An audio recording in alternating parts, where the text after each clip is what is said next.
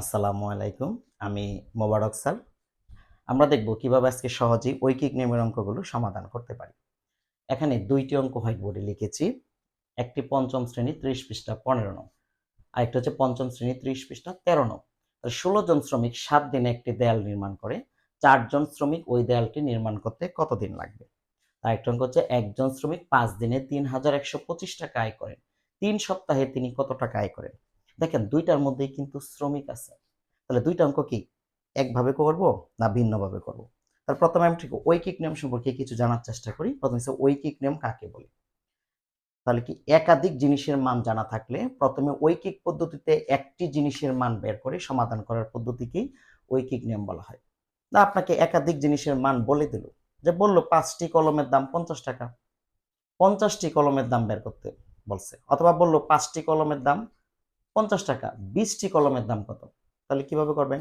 ৫ টি কলমের দাম ৫০ টাকা। তাহলে ১ টি কলমের দাম কত? ১০ টাকা। ২০ টি কলমের দাম কত? ২০ গুণ ১০। এটি একের নিয়ম হিসাবে পরিচিত, যা দৈনন্দিন জীবনে দাম, সময়, দূরত্ব, কাজের পরিমাণ হিসাব করতে ব্যবহৃত হয়। ঐকিক নিয়মের অঙ্ক সাধারণত ভাগ এবং গুণের ব্যবহার করে সমাধান করতে হয়। তাহলে বেশি হলে কি? গুণ, কম হলে কি? ভাগ। এটা আমরা সবাই জানি। গুণ অথবা ভাগ কোনটি প্রথমে করতে হবে তা প্রশ্ন ধরন বুঝে কিন্তু সিদ্ধান্ত নিতে হবে। দৈনন্দিন জীবনে বাস্তবতার সাথে মিলিয়ে ঐকিক নিয়মের অঙ্ক সমাধান করতে হবে। এটা হচ্ছে সবচেয়ে স্ট্যান্ডার্ড। এই নিয়মটা যদি আপনি ফলো করতে পারেন তাহলে সবগুলো অঙ্ক কিন্তু মিলবে যদি বাস্তবতার সাথে মিলান। তো অনেকেই বলেন কাজের অঙ্ক, খাবারের অঙ্ক, সময়ের অঙ্ক এগুলোতে প্রথমে গুণ পরে ভাগ করতে হবে। কিন্তু আপনি যদি ভাষা না বোঝেন তাহলে সবসময় আপনি মেলাতে পারবেন না। তাহলে এটা না করাই ভালো। এই টেকনিকটা ব্যবহার করা আমার কাছে মনে হচ্ছে যে সবগুলো অঙ্কই আপনি সমাধান করতে। ১৬ জন শ্রমিক ৭ দিনে একটি দেয়াল নির্মাণ করে। ৪ জন শ্রমিক ওই দেয়ালটি নির্মাণ করতে কতদিন লাগবে? তাহলে ঐকিক নিয়মের একটা সিস্টেম হচ্ছে কতদিন, কি চাইছে অঙ্কটা? ৪ জন শ্রমিক ওই দেয়ালটি নির্মাণ করতে কত দিন লাগবে? চাইছে কি? দিন চাইছে। তাহলে ঐকিক নিয়মে যেটা চাইবে সব, এটা যদি তুমি লাস্টে লিখো তাহলে অঙ্কটা করতে সহজ হবে বেশি। অথবা এটা তুমি ডান সাইডে লিখবা যেটা চাইছে। তাহলে কি চাইছে? দিন চাইছে। এইজন্য দিনটা তুমি লাস্টে লিখবা। আচ্ছা, এই অঙ্কটা যদি আমি কনসেপ্টটা একটু ক্লিয়ার করার জন্য একটা উদাহরণ দিই। ধরো তোমার নাম মঈন। ধরো তোমাদের গ্রামের বাড়িতে একটা কাজ করবা। ধরো তোমাদের গ্রামে একটা দেয়াল করবা। তোমাদের বাড়ির সামনে একটা দেয়াল করবা। তাহলে এই দেওয়ালটা ১৬ জন শ্রমিক নির্মাণ করবে কত দিনে? ৭ দিনে। তাহলে ১৬ জন শ্রমিক মানে কি? ১৬ জন শ্রমিকের হাত কয়টা? ৩২ টা হাত। তাহলে একজন মানুষের হাত কয়টা? ২ টা। তাহলে ৩২ টা হাত কাজ করবে কত দিনে? ৭ দিনে। এখন একজন শ্রমিক মানে কি? একজন শ্রমিকের হাত কয়টা? ২ টা। তাহলে একজন শ্রমিক যদি ওই দেয়ালটা নির্মাণ করে তাহলে কি বেশি সময় লাগবে না কম সময় লাগবে? তোমাদের প্রশ্ন, তোমাদের কাছে আমার প্রশ্ন। তাহলে অবশ্যই কি লাগবে? বেশি সময় লাগবে না? ধরো তোমাকে বলে দিল যে কালকে ১৬ জন শ্রমিক একটা কাজ করবে। এখন ১৬ জন শ্রমিক আসলো না। আসছে কয়জন? একজন আসছে। তাহলে একজন আসলে কি? একজন যদি এই পুরা কাজটা করে তাহলে কি অনেকটা বেশি সময় লাগবে না? যেহেতু বেশি সময় লাগবে তাহলে কি করতে হবে? গুণ করতে হবে। তাহলে কি হবে? ১৬ গুণ কত? ৭ দিনে। তাহলে একজন শ্রমিক কিন্তু করতে পারবে এই ১৬ গুণ ৭। তাহলে আমরা যদি একটু দেখি ১৬ গুণ ৭ কত হয়? ৬ ৭ ৪২ এর ২ হাতের আছে ৪, ৭ থেকে ৭ ৮ ৪ কত? ১১। কতদিন? ১১২ দিন সময় লাগবে একজন ব্যক্তি যদি কাজটা শেষ করে। তাহলে কতজন ব্যক্তির কথা বলছে? ৪ জন শ্রমিক ওই দেয়ালটি নির্মাণ করতে কতদিন সময় লাগবে? তাহলে সুতরাং ৪ জন শ্রমিক নির্মাণ করে কত? ১৬ গুণ ৭ ভাগ হচ্ছে কত? ৪ দিনে। এখন আমাদের পঞ্চম শ্রেণী গণিত বই ২০ পৃষ্ঠায় কিন্তু হিসাবের নিয়ম ২ নং-এ দেওয়া আছে। প্রথমে গুণ ও ভাগে যেটি বামে থাকবে সেটির কাজ আগে করতে হবে। অর্থাৎ এই যে একটা অঙ্ক গুণ আছে এবং কি ভাগ আছে। কোন কাজটা আগে করতে হবে? প্রথমে যেটা বামে থাকবে। আমরা কিন্তু লেখা শুরু করি, বাংলা লেখাটা শুরু করি বাম থেকে। কিন্তু আরবি লেখা কিন্তু ডান থেকে। কি ক্লিয়ার? তাহলে যেটা বামে থাকবে মানে যেটা প্রথমে থাকবে, তাহলে প্রথমে কি আছে গুণ, তাহলে গুণের কাজ প্রথমে করতে হবে। তাহলে 16 গুণ 7 কত হয়? 112 ভাগ কত? 4 দিনে। তাহলে 112 ভাগ 4 যদি আমি করি, 4 দোকানে কত? 8, বিয়োগ করলে কত থাকে? 3, 4 8 কত? 32। তাহলে কতদিন হচ্ছে? কাজটি শেষ করবে কত দিনে? 28 দিনে। তাহলে অতএব 28 দিনে। এখন এটা যদি আপনি চান এভাবে ভাগ করবেন না, আপনি এটা নিচে ভাগ করবেন, তাও কোনো সমস্যা নেই। 16 গুণ 7 ভাগ হয়েছে 4, তাহলে কত হয়েছে? আপনি যদি কাটাকাটি করেন 4 4 কত? 16, 4 7 কত? 28 দিনে। আপনি এভাবেও করতে পারেন। আচ্ছা, এখন আমরা এই অঙ্কটা যদি সমাধান করি, তাহলে 5 দিনে আয় করেন 3125 টাকা। তাহলে কি একজন শ্রমিক 5 দিনে আয় করেন 3125 টাকা। আচ্ছা, ধরেন আমি একজন শ্রমিক, তাহলে আমি কাজ করি, তাহলে আমি 5 দিন কাজ করব। 5 দিন কাজ করে কত পাবো? 3125 টাকা। আমি যদি 5 দিন কাজ না করে একদিন কাজে যাই আর বাকি 4 দিন কাজে গেলাম না, বাসায় বসে ঘুমাইলাম, তাহলে কি আমাকে 3125 টাকা দিবে? দিবে না, কারণ একদিনের টাকা দিবে।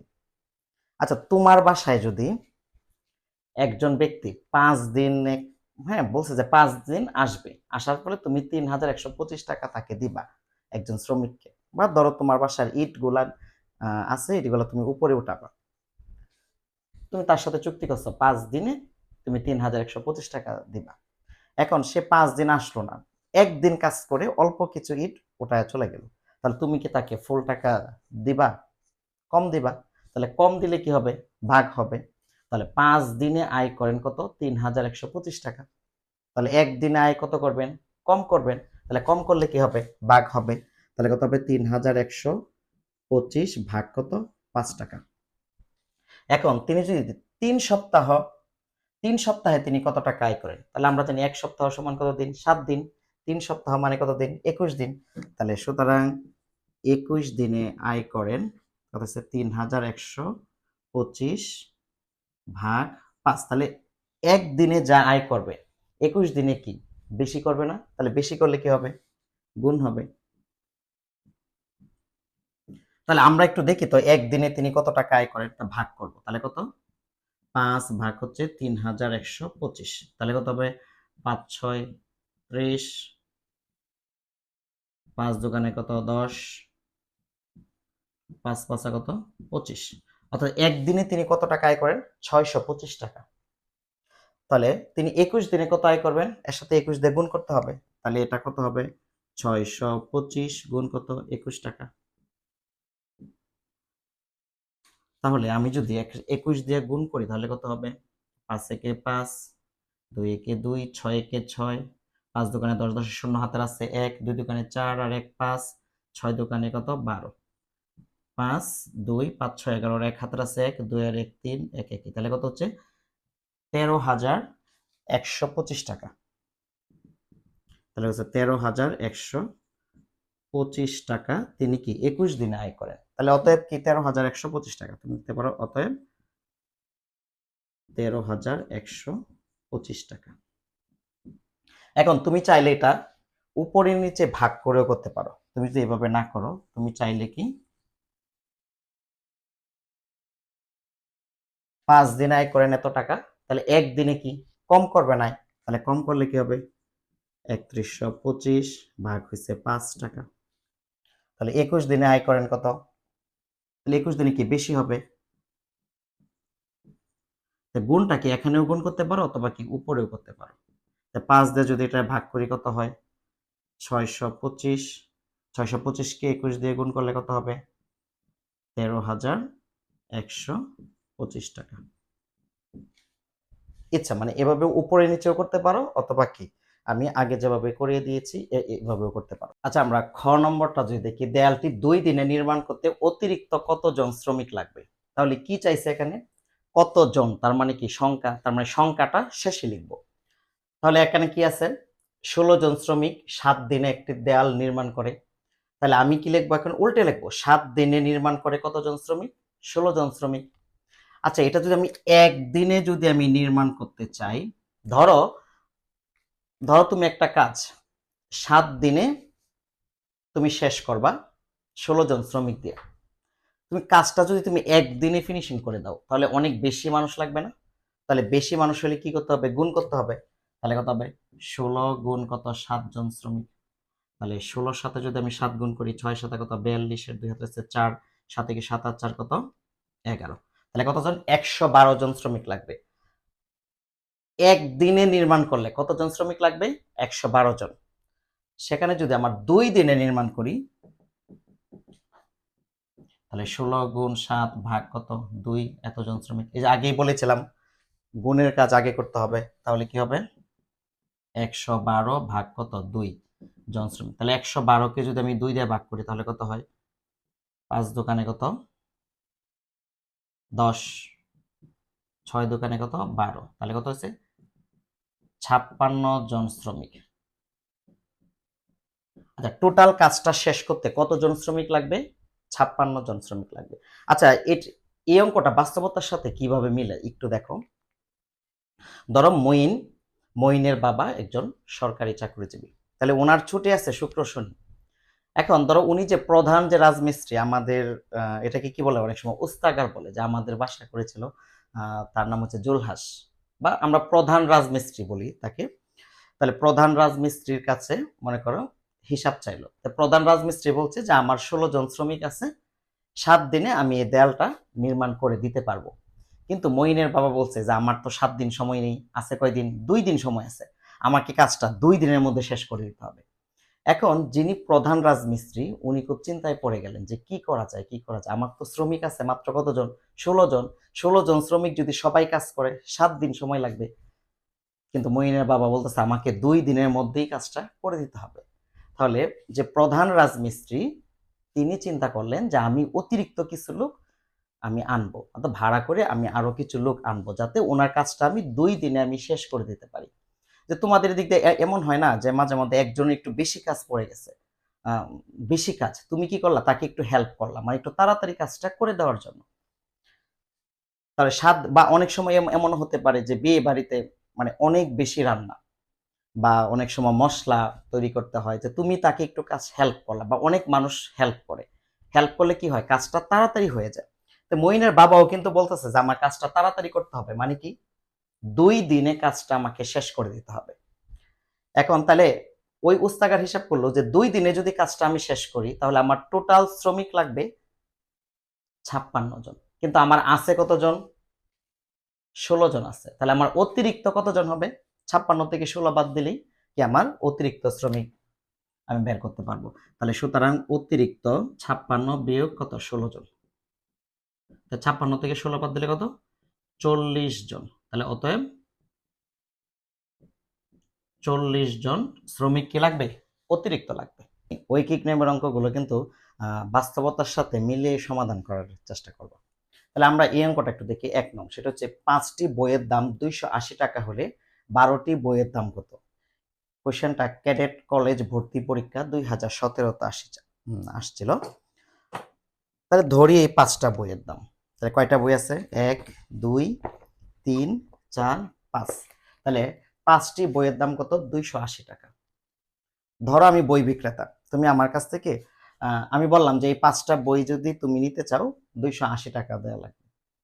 এখন তুমি বললা যে না, আমার 5টা বই থেকে একটা বই পছন্দ হয়েছে, তা তুমি যদি একটি বই কিনে নাও, তাহলে আমাকে কি 280 টাকা দিবা? না, আমাকে কি দিতে হবে? কি দিবা? কম টাকা দিবা। তাহলে কম টাকা দিলে কি করতে হবে? ভাগ করতে হবে। তাহলে 280 ভাগ কত? 5। পরে কি বলছে? 12টি বইয়ের দাম কত? এখন ধরো তুমি আমার কাছ থেকে একটা বই কিনলা, পরে আবার এই সাইডে দেখো অনেকগুলা বই তোমার কি হয়েছে? পছন্দ হয়েছে। তুমি সিদ্ধান্ত নিলা যে আমি একটা বই কিনবো না, আমি এইবার রোজার ঈদে কি অনেক টাকা সালামি পাইছি, তো বই কিনে কিন্তু কেউ দেউলিয়া হয় না। তাহলে তোমরা বেশি করে বই কেনার চেষ্টা করবা। তো তুমি বললা কি যে আমি বই সালামি টাকা দিয়ে আমি 12টি বই কিনবো। তো তুমি যখন 12টি বই কিনবা, তাহলে তোমাকে কি টাকা আরো বেশি দিতে হবে না কম দিতে হবে? অবশ্যই টাকা আরো কি করতে হবে, বেশি দিতে হবে। তাহলে 12টি বইয়ের দাম তাহলে বেশি হলে কি করতে হবে, গুণ করতে হবে। তাহলে 280 ভাগ কত 5 গুণ কত 12 টাকা। তাহলে এই যে আগেই বলেছিলাম যে প্রথমে ভাগের কাজ করতে হবে, তাহলে আমরা একটু ভাগ করি। 5 দিয়ে কত, তাহলে কত 5 5 কত 25, বিয়োগ করলে 3, তাহলে 5 6 কত 30, তাহলে কত হয়েছে 56। 56 গুণ কত 12, 56 সাথে 12 যদি আমি গুণ করি তাহলে কত টাকা হয়? 6 দোকানে 12, 12 2 হাতের আছে 1, 5 দোকানে 10 আর 1 কত 11, 6 একে 6, 5 একে 5, 6 আর 1 7, 5 আর 1 6, কত হচ্ছে তাহলে 672 টাকা। তাহলে অতএব 672 টাকা। ওকে, তাহলে পরে আমরা যদি 3 নম্বর কোশ্চেনটা সলভ করি, 4টি কলমের মূল্য 80 টাকা হলে 10টি কলমের মূল্য কত? ধরো বিক্রেতা বলল 4টি কলমের মূল্য কত 80 টাকা। তাহলে 1 2 3 4, ধর সে বলছে এই 4টি কলম যদি আপনি নেন তাহলে কি 80 টাকা লাগবে। এখন তুমি বললা যে আমি 4টি কলম নিব না, আমি একটি কলম নিব। তাহলে একটি কলম যদি তুমি কিনো তাহলে তুমি কি তাকে 80 টাকা দিবা না আরো কম টাকা দিবা? অবশ্যই আরো কম টাকা দিবা। তাহলে কম টাকা দিলে কি করতে হবে, ভাগ করতে হবে। তাহলে কত হবে 80 ভাগ কত 4। 10টি কলমের মূল্য কত? ধরো তুমি যা দেখলা তোমার একেবারে এই 10টি কলম তোমার পছন্দ হয়েছে। এখন তুমি সিদ্ধান্ত নিলা এই 4টি কলম আর নিবা না, তুমি কি নিবা, এই 10টি কলম নিবা। দাম একই। এখন কি এই 10টি কলম যদি তুমি নিতে চাও তাহলে কি করতে হবে, আরো বেশি টাকা দিতে হবে। তাহলে বেশি টাকা দিলে কি করতে হবে, তোমাকে গুণ করতে হবে।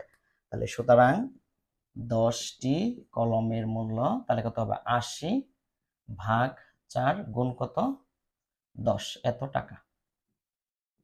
এখন তাহলে ভাগ যদি করি যে প্রথমে কিসের কাজ করতে হবে, প্রথমে যে গুণ অথবা ভাগের ক্ষেত্রে আগেই বলেছি যেটা প্রথমে থাকে এটার কাজ প্রথমে করতে হবে।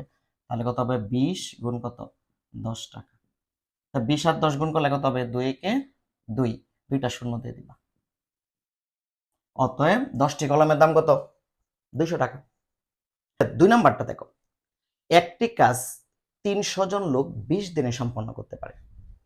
ধরো একটা বড় একটা কাজ, মানুষ কতজন 300 জন, মানে অনেক মানুষ। 300 জন লোক কত দিনে শেষ করতে পারে 20 দিনে। এই কোশ্চেনটা সে প্রাথমিক শিক্ষা সমাপনী পরীক্ষা 2016-তে আসছিল। তাহলে একটি কাজ 300 জন লোক 20 দিনে সম্পন্ন করতে পারে, মানে শেষ করতে পারে। কাজটি 40 দিনে সম্পন্ন করতে কতজন লোক লাগবে? ধরো আমার 20 দিনে সম্পন্ন করতে পারে, আচ্ছা আমরা একটু দেখি, কাজটি 20 দিনে সম্পন্ন করতে পারে 300 জন লোক। আচ্ছা কাজটি যদি আমি সিদ্ধান্ত নিলাম একদিনে কাজটা করে ফেলবো, তাহলে একদিনে যদি সম্পন্ন করে তাহলে কি বেশি মানুষ লাগবে না কম মানুষ লাগবে? আমি একটু আবারও বলি, 20 দিনে একটা কাজ করে 300 জন মানুষ, 300 জন লোক কত দিনে 20 দিনে। এখন কাজটি এত সময় নেই, মানে একদিনই করে ফেলবে। যদি একদিনই সম্পন্ন করে সেম কাজটা তাহলে কি মানুষ কি বেশি লাগবে না? তাহলে বেশি লাগলে কি করতে হবে, গুণ করতে হবে। তাহলে কি হবে 300 গুণ কত হবে 20 জন। তাহলে সুতরাং কাজটি কতজন সরি কাজটি কত দিনে 40 দিনে। তাহলে 40 দিনে সম্পন্ন করে, 40 দিনে সম্পন্ন করে 300 গুণ 20। তাহলে 40 দিনে কি একদিনে যদি এতজন লাগে তাহলে 40 দিনে কি হবে আরো কম দিন লাগবে। কম হলে কি হবে ভাগ হবে এতজন। তা আমি যদি শোনো এই গুণগুলা করার নিয়ম হচ্ছে 3 দোকানে কত 6, কয় শূন্য 1 2 3, 3 শূন্য দিয়ে দিবা। ধরো আমি একটা গুণ করি এমনি, দেখো 40 গুণ 50। ধরো এই গুণগুলা যদি থাকে শূন্যওয়ালা গুণ, এগুলা তো কিন্তু তোমার জন্য কি একটা আশীর্বাদ। তাহলে 4 5 কত 20, কয় শূন্য আছে 2 শূন্য, 2 শূন্য দিয়ে দিবা। এই গুণগুলা এই কৌশলে করবা তাড়াতাড়ি হয়ে যাবে। এত ভাগ হয়েছে কত 40 জন। এই ভাগগুলাও কি এটা ধরো 6000 ভাগ হচ্ছে কত 40, শূন্য শূন্য ক্যান্সেল, তাহলে 4 দিয়ে 600-কে ভাগ করো। 4 একে 4, শূন্য কেটে নিলাম, 4 5 কত 20, শূন্যর মধ্যে যায় না, তো এখানে একটা শূন্য দিয়ে দাও। তাহলে কত হবে 150 জন। অতএব কাজটি যদি 40 দিনে সম্পন্ন করা হয় তাহলে কতজন লাগবে? 150 জন লাগবে। আশা করি তোমরা অঙ্কটা করতে বুঝতে পেরেছো। তাই না লিখবা অতএব 150 জন।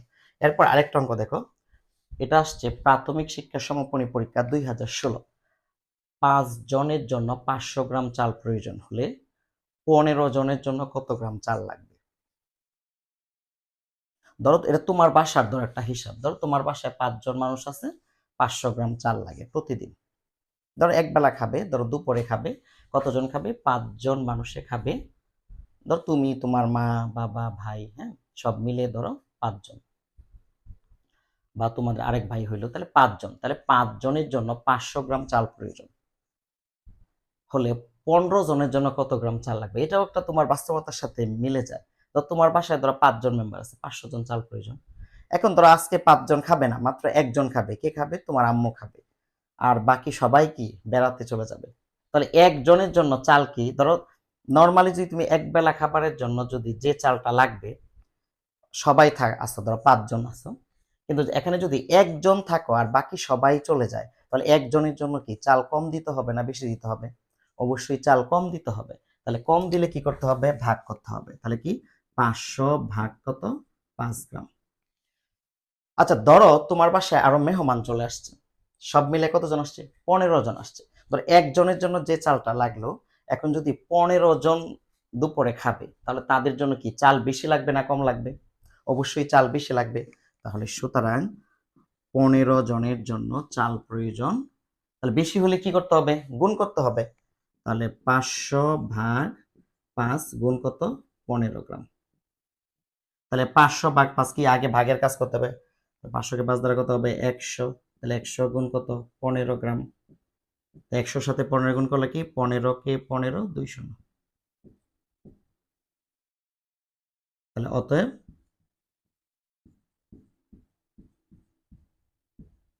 1500 গ্রাম। ভিত্তিতে কিন্তু ক্যালকুলেটর ব্যবহার করতে পারবা না। তাহলে হাতে বা সহজে গুণগুলা কিভাবে করা যায় এটা একটু প্র্যাকটিস করতে হবে। তাহলে আমি চেষ্টা করেছি ক্ষুদ্র পরিসরে সহজভাবে বুঝিয়ে দেওয়ার জন্য। যদি তোমার ক্লাসটা ভালো লাগে তাহলে ফেসবুকে যে পেজটা সেটাই ফলো দিবা এবং লাইক কমেন্ট শেয়ার করবা, এবং ইউটিউবে যারা দেখছো বা দেখবা তারা চ্যানেলটাকে সাবস্ক্রাইব করবা এবং লাইক কমেন্ট করবা। ধন্যবাদ সবাইকে। আসসালামু আলাইকুম।